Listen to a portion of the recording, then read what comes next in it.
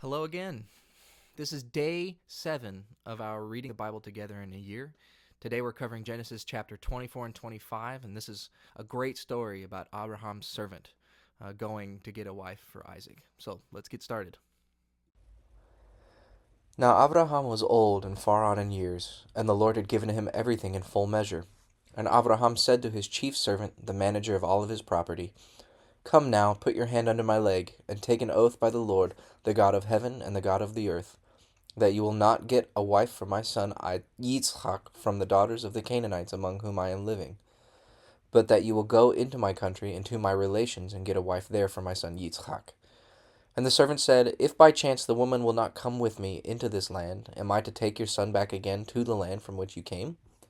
And Abraham said, Take care that you do not let my son go back to that land. The Lord God of heaven, who took me from my father's house and from the land of my birth, and made an oath to me, saying, To your seed I will give this land, he will send his angel before you and give you a wife for my son in that land. And if the woman will not come with you, then you are free from this oath. Only do not take my son back there. And the servant put his hand under Abraham's leg, and gave him his oath about this thing. And the servant took 10 of his master's camels, and all sorts of good things of his master's, and went to Mesopotamia, to the town of Nahor. And he made the camels take their rest outside of the town by the water spring in the evening, at the time when the woman came to get water. And he said, O Lord, the God of my master Abraham, let me do well in what I have undertaken this day, and give your mercy to my master Abraham. See, I am waiting here by the water spring, and the daughters of the town are coming out to get water. Now may the girl to whom I say, Lay down your vessel and give me a drink, and who says in her answer, Here is a drink for you, and let me give water to your camels. May she be the one marked out for you, by you for your servant Yitzchak, so I may be certain that you have been good to my master Abraham. And even before his words were ended, Rivkah, the daughter of Bethuel, the son of Milcah, who was the wife of Nahor, Abraham's brother, came out with her water vessel on her arm. She was very beautiful girl, a virgin who had never been touched by a man, and she went down to the spring to get water in her vessel. And the servant came running to her and said, Give me a little water from your vessel. And she said, Take a drink, my lord. And quickly letting down her vessel onto her hand, she gave him a drink. And having done so, she said, I will get water for your camels till they have had enough. And after putting the water from her vessel into the animals' drinking place, she went quickly back to the spring and got water for all the camels. And the man, looking at her, said nothing, waiting to see if the Lord had given his journey a good outcome. And when the camels had had enough, the man took a gold nose ring, half a shekel in weight, and 2 ornaments for her arms of 10 shekels in weight of gold, and said to her, Whose daughter are you? Is there room in your father's house for us? And she said to him, I am the daughter of Bethuel, the son of Milcah, Nahor's wife. And she said, We have a great store of dry grass and cattle food, and there is enough room for you. And with bent head the man gave worship to the Lord, and said, Praise be to the Lord, the God of my master Abraham, who has given a sign that he is good and true to my master, by guiding me straight to the house of my master's family.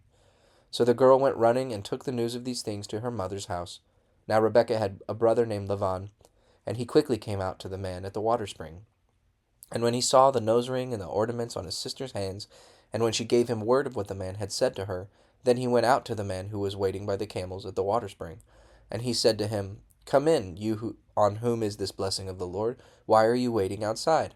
For I have made the house ready for you, and a place for the camels.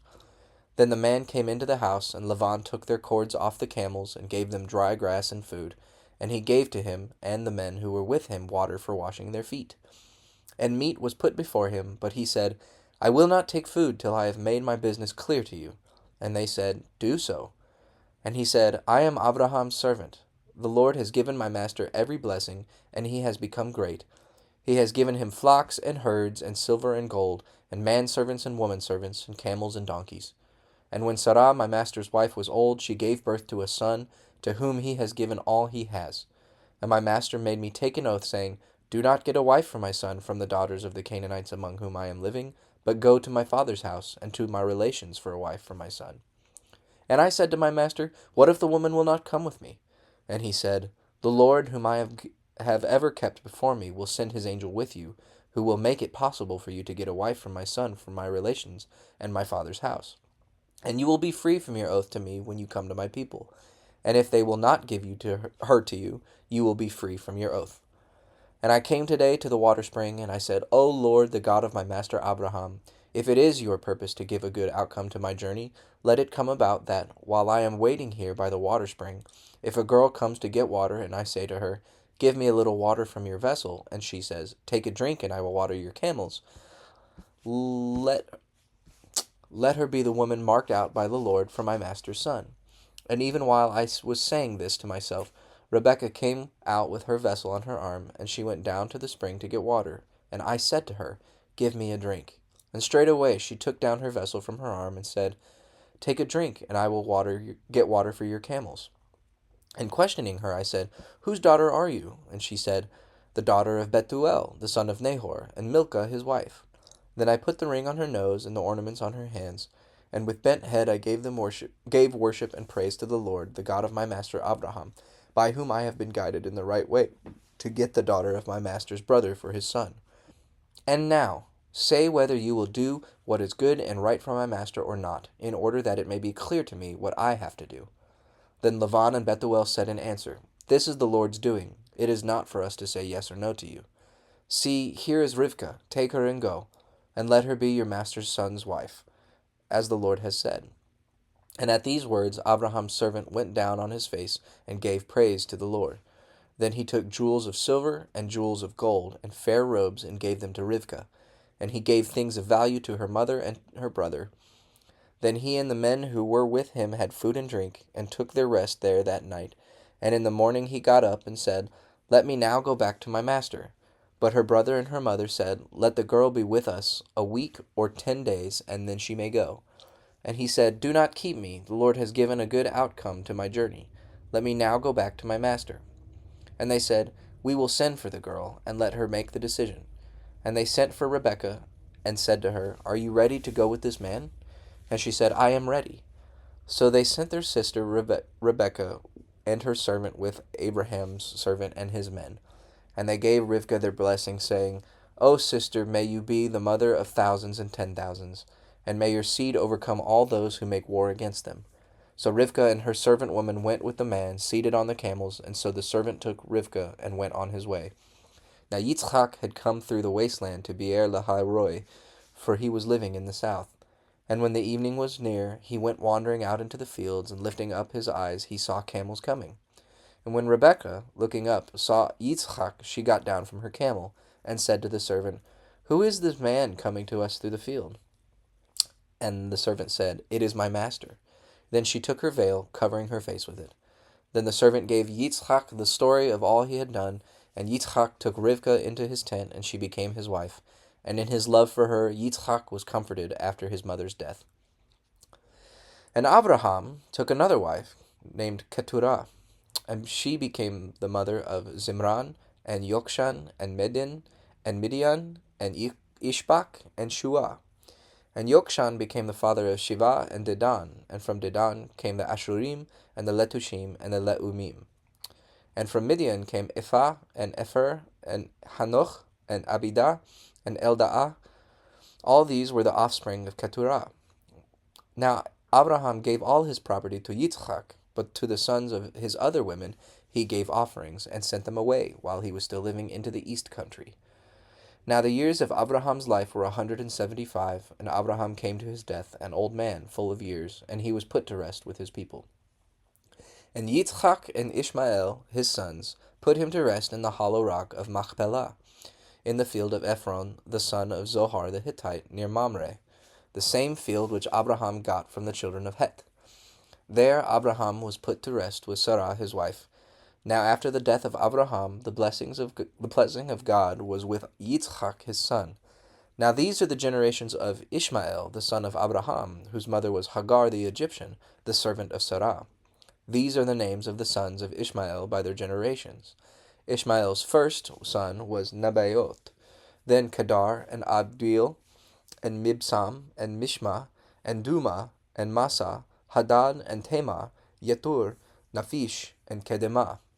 These are the sons of Ishmael, and these are their names in their towns and their tent circles, 12 chiefs with their peoples. And the years of Ishmael's life were 137, and he came to his end, and was put to rest with his people. And their country was from Havilah to Shur, which is east of Egypt. They took their place to the east of all their brothers. Now these are the generations of Abraham's sons Yitzchak.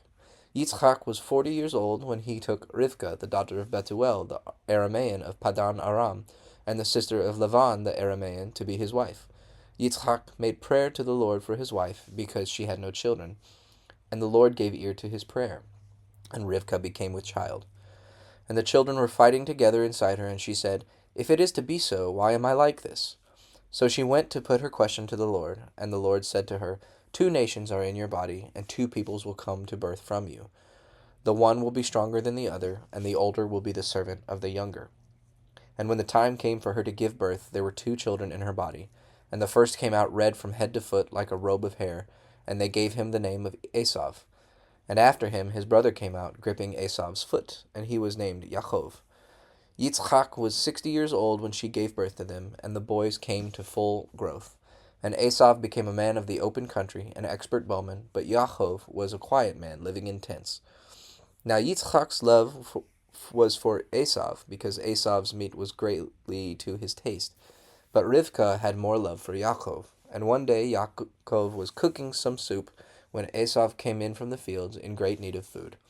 And Esau said to Yaakov, Give me a full meal of that red soup, for I am overcome with need for food. For this reason he was named Edom. And Yaakov said, First of all, give me your birthright. And Esau said, Truly I am at the point of death. What profit is this birthright to me? And Yaakov said, First give me your oath. And he gave him his oath, handing over his birthright to Yaakov. Then Yaakov gave him bread and soup, and he took food and drink and went away, caring little for his birthright. In our modern culture, it's hard to understand how watering someone's camels can be such a great act of hospitality. But Rebecca spending the time with our jar of vessel, walking down into a cistern, watering 10 camels, that is a great sign of hospitality. And so keep that in mind, that Eliezer, Abraham's servant looking for a wife, wanted somebody with the hospitality of Abraham, and that's who God put in front of him at the well. I hope you have a wonderful day.